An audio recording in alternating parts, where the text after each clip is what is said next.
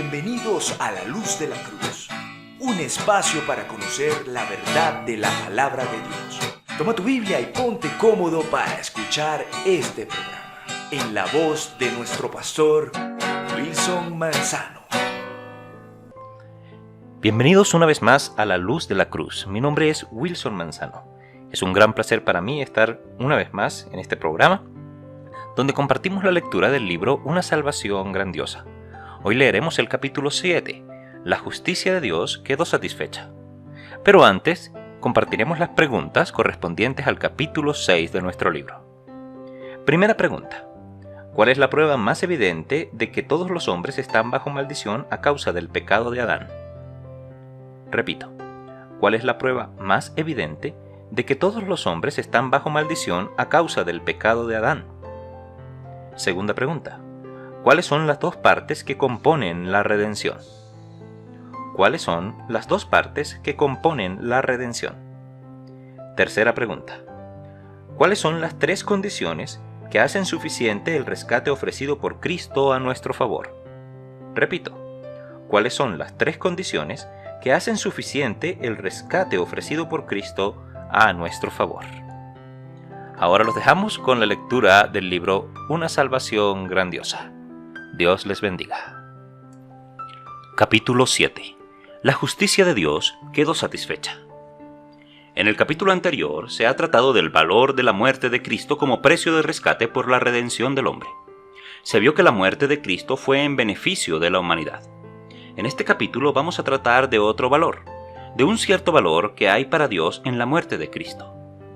El faltar en reconocer dicho valor es la causa de mucho malentendimiento y de falsas enseñanzas. La salvación es una obra de Dios en beneficio del hombre, pero para que Dios la llevara a cabo era también necesario que Él hiciese algo en su propio provecho.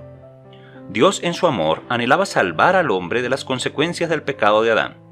Tan pronto como Adán pecó, Dios vino al huerto en el aire del día a llamar a Adán y le dijo: ¿Dónde estás tú? El corazón amante de Dios siempre ha salido fuera para ir a salvar al hombre caído. Son pocos los que se dan cuenta de este hecho tan importante. Pero Dios, que es amor, es también infinitamente justo e invariable. Su justicia infinita e invariable exigía que se impusiese al hombre el castigo que merecía por haber quebrantado su ley y que la sentencia fuese cumplida. La justicia infinita de Dios limitó su propio amor. Para salvar al hombre, Dios tenía que hacer algo por sí mismo, con el fin de poder quitar las consecuencias del pecado sin comprometer su justicia. Y el amor de Dios halló la manera cómo satisfacer lo que exigía la justicia divina. En esto consiste el amor, no que en nosotros hayamos amado a Dios, sino en que Él nos amó a nosotros y ha enviado a su Hijo en propiciación por nuestros pecados, y no solamente por los nuestros, sino también por los de todo el mundo.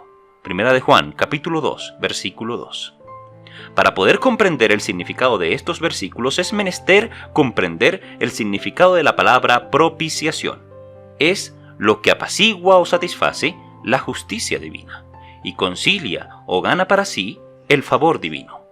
El significado de los versículos arriba citados es que el amor divino se expresó enviando Dios a su Hijo para satisfacer su propia justicia y poder beneficiar al hombre. Esta expresión de amor no es solamente para los salvos, sino para toda la humanidad. Sería bueno recordar aquí lo que constituyó la exigencia de la justicia de Dios y cómo Jesucristo satisfizo esa demanda. La justicia de Dios exigió la muerte a causa de la transgresión de su ley. Dios dijo a Adán: el día que de él comieres, ciertamente morirás. Génesis 2:17. Dios no podía dejar de imponer ese castigo, no podía pasarlo por alto. Su ley santa y justa tenía que ser mantenida y su ira contra la injusticia del hombre tenía que ser manifestada. Cuando el Hijo de Dios fue enviado al mundo, vino en forma humana, vivió 30 años como hombre y en toda su vida cumplió con todo lo que la justicia de Dios exigía. Voluntariamente fue a la cruz y permitió que Él, el Creador del hombre, fuese clavado en la cruz por manos impías.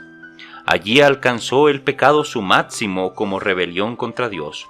Cuando Él fue colgado en la cruz, Dios puso sobre Él los pecados de toda la raza humana y, como dijo el profeta, Jehová cargó en él el pecado de todos nosotros. Isaías 53:6.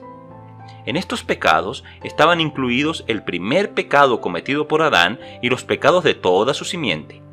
Los pecados de todos fueron puestos sobre él y el juicio de Dios contra el pecado cayó con todo su furor sobre su Hijo. Y Jesús exclamó a gran voz diciendo: Dios mío, ¿por qué me has desamparado? Y habiendo otra vez exclamado con gran voz, dio el Espíritu. Mateo 27, versículos 46 y 50. He aquí la muerte a causa de los pecados de la humanidad. Y fue una muerte doble, la muerte espiritual, puesto que al ser abandonado por Dios fue separado de Él, y la muerte física, puesto que entregó su espíritu. Esa era exactamente la maldición que pesaba sobre el hombre a causa de su pecado. Mas Él herido fue por nuestras rebeliones, molido por nuestros pecados, el castigo de nuestra paz fue sobre Él. Isaías 53:5. De esta manera la justicia divina fue satisfecha y dejó de ser un obstáculo para que Dios salvase a los que quisiesen venir a Él por el único camino. Juan 14:6. Por Jesucristo, quien es la propiciación por nuestros pecados. Hay una afirmación en la Biblia que muestra claramente que el propósito de Dios al enviar a su Hijo fue en su favor propio. Fue para que Él pudiese permanecer justo y al mismo tiempo salvar al pecador.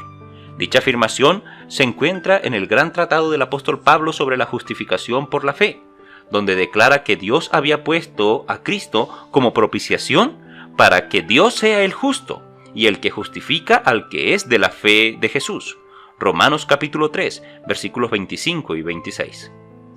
De manera que Dios no podía permanecer justo y justificar a cualquier pecador sin que su justicia fuese satisfecha por Jesucristo al morir en la cruz. La misma palabra traducida propiciación en Romanos 3:25 se traduce propiciatorio en Hebreos 9:5. La cruz donde se llevó a cabo la propiciación, cuando fue impuesto el juicio sobre el pecado, llegó a ser el lugar donde Dios mostró misericordia. Este es el significado esencial de la cruz de Cristo. El que viene a esa cruz como al lugar donde sus propios pecados fueron juzgados en la persona de Cristo, recibirá misericordia de la mano de Dios.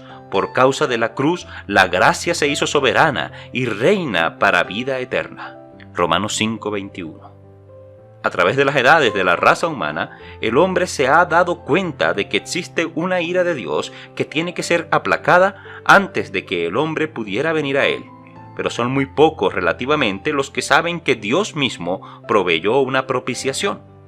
Cuando Adán pecó se escondió porque, como él dijo, tuve miedo. Génesis 3:10. Desde entonces ha existido en el corazón del hombre miedo para encontrar a Dios a causa de su supuesta ira hacia él. La mitología está llena con cuentos de hombres que trataron de aplacar a sus dioses. De la misma manera los paganos hacen grandes excesos para aliviar la ira de sus dioses. Aún en países llamados cristianos se nota con frecuencia que existe el sentimiento de querer hacer algo para satisfacer la venganza de Dios. Cualquier cosa que piense el hombre que es necesario hacer para aminorar su castigo en el futuro es una confesión de que el hombre siente que la ira de Dios debe ser apaciguada y de que Dios no se inclina favorablemente hacia él.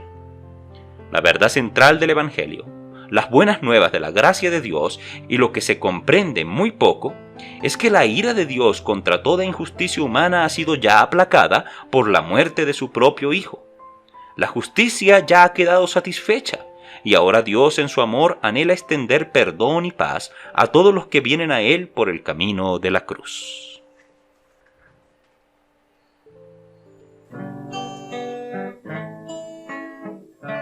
Agradecemos su sintonía. Nos encontramos en una próxima oportunidad a la luz de la cruz. Denominación Evangélica Alianza de Colombia.